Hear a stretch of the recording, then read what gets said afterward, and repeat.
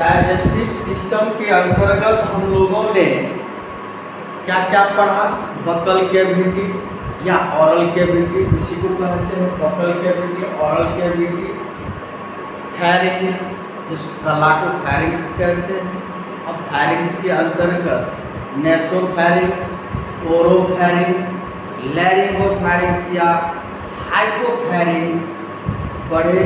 फिर oesophagus, oesophagus के बाद स्टोमैक, स्टोमैक के बाद स्मॉल इंटेस्टाइन, उसके बाद लार्ज इंटेस्टाइन को पढ़ेंगे। अभी जो डाइजेस्टिव सिस्टम के अंतर्गत हम लोग जो बकल कैविटी पर है, ये ओरल कैविटी पर है, इसके बाद ये फैरिंक्स जो चल रहा है। हम लोग जो स्टडी किए फैरिंक्स का, इसी में पिछले क्लास में जो देखे कि ये जो लैरिंक्स चला जाता है रेस्पिरेटरी सिस्टम के तरफ और इसोफेगस ये चला जाता है डाइजेस्टिव सिस्टम का जो फूड पाइप है उसके तरफ, है ना। क्योंकि यहाँ से अलग हो जाता है, यहाँ तक फैरिंक्स तक जो है डाइजेस्टिव सिस्टम और रेस्पिरेटरी सिस्टम दोनों एक साथ है। यहाँ तक, हाँ सच में, यहाँ जो हम लोग सांस ले रहे हैं और हम लोग जो भोजन ले रहे हैं, खाना और सांस लेना दोनों का रास्ता, तो जैसे कि नाक से हम लोग सांस ले रहे हैं तो मुंह से भी सांस ले सकते हैं, यहाँ तक साथ साथ चलता है।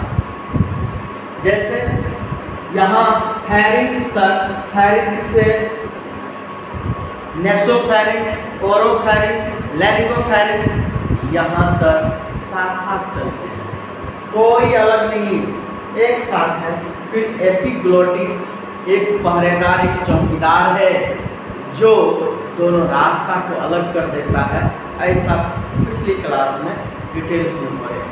अब आइए उसका थोड़ा फंक्शन देखते हैं और इसके साथ हम आगे बढ़ेंगे इसोफेगस की तरफ। अगला पॉइंट होगा इसोफेगस, फिर उसका अगला होगा स्टोमक। आइए, तो फैरिंक्स का काम क्या? ये जो है passageway for air and food, यहाँ से जो एयर और फूड दोनों पास करता है। और टेस्ट का, क्योंकि ये गला यहाँ से लेकर जीभ का जो अंदर का पार्ट है वहाँ से लेकर ये पूरे गला जो है, ये वॉइस बॉक्स से ऊपर यहाँ अंदर में ये पूरे पार्ट जो है ये कहलाता है फैरिंक्स। टेस्ट के लिए भी है, वार्मिंग एंड ह्यूमिडिफाइंग है, प्रोटेक्शन के लिए, प्रोटेक्शन जो कोई कीटाणु है, जर्म्स है, जैसे भोजन करते हैं, कोई फुटपाथ पर का भोजन करने लगता है, कोई इधर उधर का, स्टोमैक में तो हाइड्रोक्लोरिक एसिड है, वो तो है ही मारने वाला, पहले मुंह से ही शुरू हो जाता है। यहीं से उसको जो है सो जो दुश्मन है उस कीटाणु को खत्म करने का काम करता है और स्पीच बोलने में जो इसका मदद होता है। आइए अब देखते हैं इसोफेगस, अगला जो टॉपिक है, तीसरा पॉइंट है इसोफेगस। क्या है? इसोफेगस।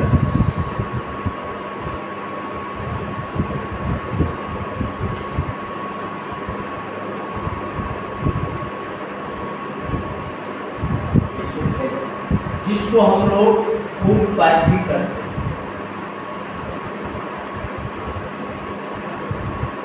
ये फूड पाइप यह लगभग 10 इंची का है ना, 10 इंच का होता है। यानी कि इसको अगर हम करें इस तरह से तो यह 25 सेंटीमीटर के आसपास होगा, है ना, इसकी लेंथ होती है। बात है इसोफेगस। अब यहाँ हम एक छोटा सा ये डायग्राम बनाए हैं। अब देखिए यहाँ अगर फूड है, ये क्या करता है? सबसे पहले जो इसोफेगस है इसका लेयर म्यूकोसा, सब म्यूकोसा और मस्कुलरिस होता है, मतलब मसल्स।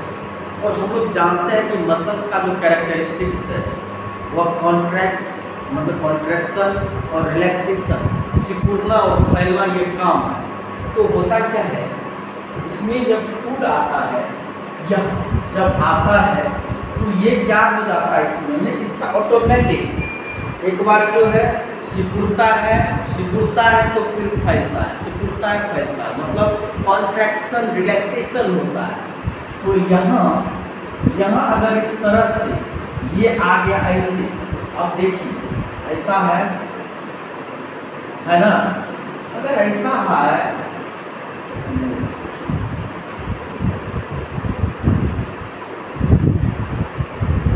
ज़्यादा हो जाता है। हाँ, अब जब यहाँ फूड है इधर से ये सिकुड़ा तो ऑब्वियसली फोर्स इधर लगेगा। तो जब यहाँ है और ये सिकुड़ रहा है तो फोर्स इधर लगेगा, तो ये इधर न जाएगा, तो फिर क्या करेगा, ये आ गया यहाँ। अब यहाँ पर फिर जो इसी टाइप से सिकुड़ता इधर फैला हुआ, फिर फोर्स लगता है, तो इस तरह से धीरे धीरे कहाँ जाता है, ये नीचे चला जाता है। और जानते हैं इसको पेरिस्टाल्सिस कहते हैं। पेरिस्टाल्सिस अब कहिए क्या सिर्फ इधर भी जाता है, इधर भी जाता है? जब फोर्स लगाते हैं तो इधर भी जाता है। जब इस कंडीशन में नीचे न जाकर के ऊपर की ओर जाने लगे तो उसको एंटी पेरिस्टाल्सिस कहेंगे, है ना। जब इसको इधर से इधर जा रहा है, ये सिकुड़ रहा है फैल रहा है, सिकुड़ रहा है फैल रहा है, सिकुड़ रहा है फैल रहा है, तो भोजन नीचे की तरफ जाता है। हरा के नहीं गिर जाता, ऐसा नहीं है कि ग्रेविटी के कारण, ऐसा नहीं है। हाँ, अगर इसमें ये मसल्स जो है ये कॉन्ट्रैक्ट और रिलैक्स नहीं होता, एक सिलेंडर से पाइप होता, जानते हैं कि पाइप में अगर कुछ गिराएंगे तो हरा के नीचे गिर जाएगा। क्यों गिरेगा? क्योंकि वो ग्रेविटी उसको खींच रही है, ये अर्थ जो है ग्रेविटी फोर्स ये खींच रही है, वो नीचे गिर जाएगा। तो ग्रेविटी फोर्स तो लगता है, लेकिन ग्रेविटी फोर्स आप इसको उल्टा है, टांगे को ऊपर कर दे, मुड़ी नीचे कर दे, तो क्या होगा कि भोजन हरा के गिर जाएगा? नहीं गिरेगा, वो निकल जाएगा, नहीं निकलेगा। क्यों? क्योंकि ये पेरिस्टाल्सिस। तो फिर ये वोमिटिंग क्यों होता है, उल्टी क्यों हो जाती है? यदि ऐसा नहीं है तो फिर उल्टी कैसे है?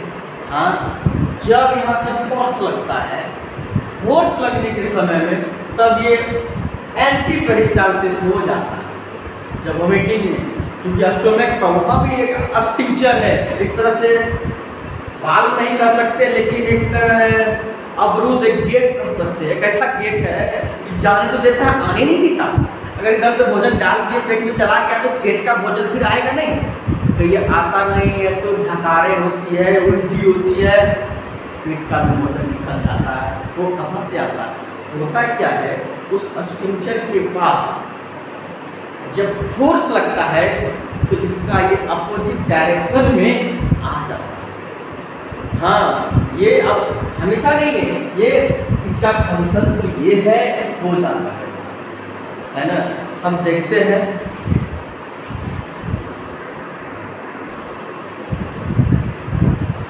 इसोफेगस का ये जो देख रहे हैं, हाँ एक बात और, इसका लेयर की बात कर लें। आइए तो इसका लेयर को देख लीजिए। इसोफेगस का जो लेयर है उसका सबसे अंदर वाला, अगर हम ये पाइप की पहले बात करें तो इसका यहाँ से ये वाली लेयर है ना, होता क्या है, इस टाइप से ऐसा बनाए तो बेहतर रहता है।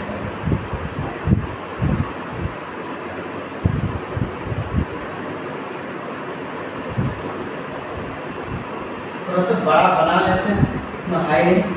इसका जो है ये इस तरह से जो लेयर है ये म्यूकोसा, ठीक है ना, ये म्यूकोसा।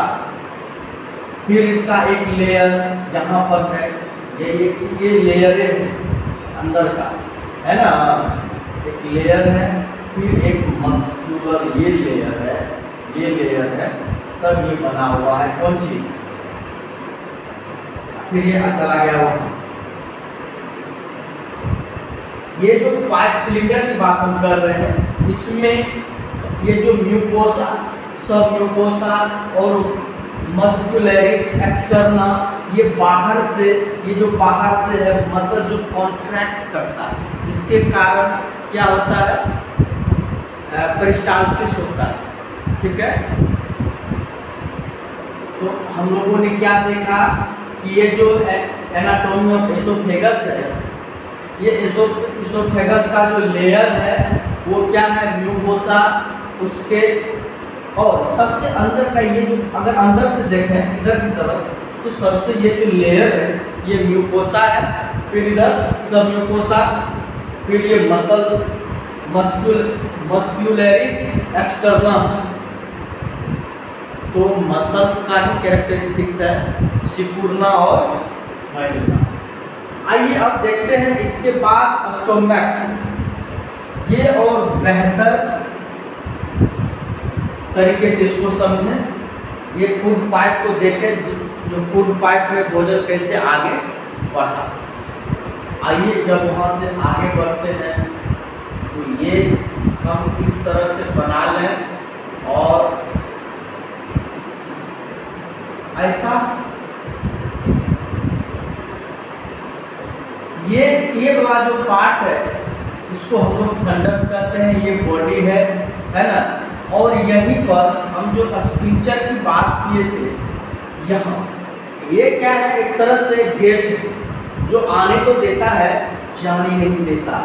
और यहाँ पाइलोरिक स्फिंक्टर यहाँ है और कार्डियक स्फिंक्टर यहाँ है। ये हो गया फंडस। ये वाला पार्ट, इसी में गैस भरी रहती है। क्या रहता है, गैस भरी रहती है।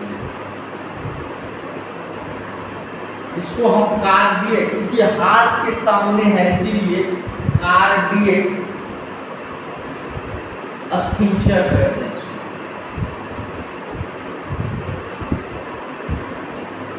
है ना। इसको पाइलोरिक स्फिंक्टर कहते हैं।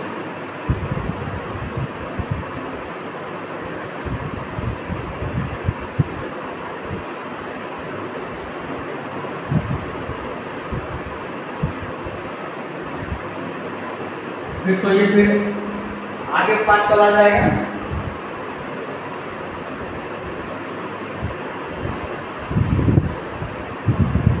और ये वाला जो है इसको बॉडी के, यही स्टोमैक है, यहीं पर स्टोर रहता है। कौन सी रहता है स्टोर, भोजन।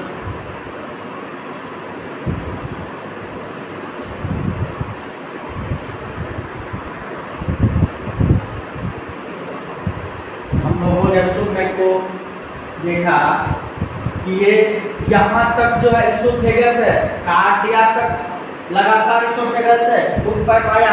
अब ये स्टोमैक में जो पेट में भोजन आया, इसको तो देख लिए कि ये यहाँ जो है सो क्या रहता है, स्टोर भोजन, फूड, है ना। हम अब यहाँ से जो चलेगा तो इसको बोलस से, है ना, कहते क्या करते हैं, जब भोजन को चबा करके एक लिक्विड फॉर्म में लगभग पेस्ट के फॉर्म में ला देते हैं, चबाते तो इसोफेगस में जैसे घुसता है उसको बोलस कहते हैं। अगर इसोफेगस की बात करते तो यहाँ पर यहीं पर जो ये, इसको हम बोलस में क्या कहेंगे, बोलस। यहाँ भोजन को, इस फूड को क्या कहेंगे, या यहाँ फूड लिखे थे, यहाँ जो लिखे थे इसको क्या कहेंगे, बोलस, है ना।